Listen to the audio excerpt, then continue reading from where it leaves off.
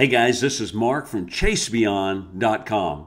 Hope you're having a great day. I want to share a short devotion with you, and I hope that you enjoy this morning. If you do, go to ChaseBeyond.com, and I'm going to, in the next week, set up a few more videos that go right along with the same subject. I hope this helps you out, and if it does, email me, let me know, and we'll keep on talking and corresponding. That's my desire, is to encourage you in your Christian walk. So let's get into a little bit about Ephesians chapter 3. Now I'm going to talk about Ephesians chapter 3, verse 8.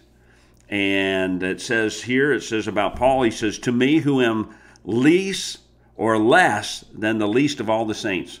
To me who am less than the least of all the saints. What does that mean? And I want to talk about grace in such a way that I want to really pursue two avenues. Number one, attitude, and number two, faith. It's going to take the right attitude and a step of faith. Now I'm going to give you an illustration for just a moment, and then we're going to go into the word and kind of dissect it. When I think about grace, I think about when I went to Frankfurt one time on a mission trip. We had a few people with us, and I was tired and hurting, and my back was hurting of flu economy. And I'm sitting there at the gate with a three-hour layover, very uncomfortable, watching people go by all alone. And one of the guys on the trip that was going on the trip, he said, "Come along with me." And I went with him. We went up this escalator and up into this room called the Crown Room, and I thought, where in the world are we? And he said, "Man, this is a great place." He said, "Everything's free. Just enjoy, sit back, and relax." I said, "How in the world did I get in here?" And he said, "As long as you're with me, you're good to go." And I thought about that, about how our relationship with Christ ought to be the same way. You know, Jesus said, I'll never leave you nor forsake you, but oftentimes we leave him. Oftentimes we try to journey on our own. So oftentimes we try to do things in our own power, our own strength, in our own will, and we don't get to enjoy God's grace. Instead, we enjoy, the hardships of this world. So I want to just talk to you, if I can, for just a moment, and talk about God's kind favor.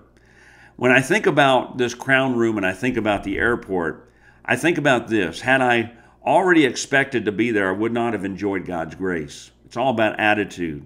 There's so many people that live in God's grace every day. They have the ability to be there every day, and yet they do not enjoy God's grace because they expect things. They think they already deserve it. I've been a Christian so many years. I've done this, I've done that. I think about that scripture. It says we've done so many things for God. He said, "I don't know who you are." So we've got to have the right attitude. But secondly, had I not taken a step of faith out of my comfort zone, I would have never found myself there. Had I been in my controlling environment, me doing everything, I would have never found myself there. So it's important to step out in faith. Had I gone alone on the journey, although in the group, I would have been tired, complaining, and feeling all alone. So I want to quickly just encourage you today to have the right attitude when you're walking with God. Have the right attitude when you're out there enjoying God's grace, because God's grace has been poured out. We're living in the age of grace. It's here.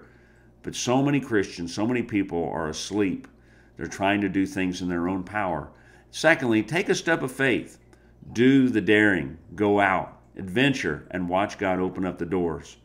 I want to encourage you to come back. I've got so much more to say about this subject. And go to ChaseBeyond.com, and hopefully I'll see you again. May God bless you. Have a great day in the Lord.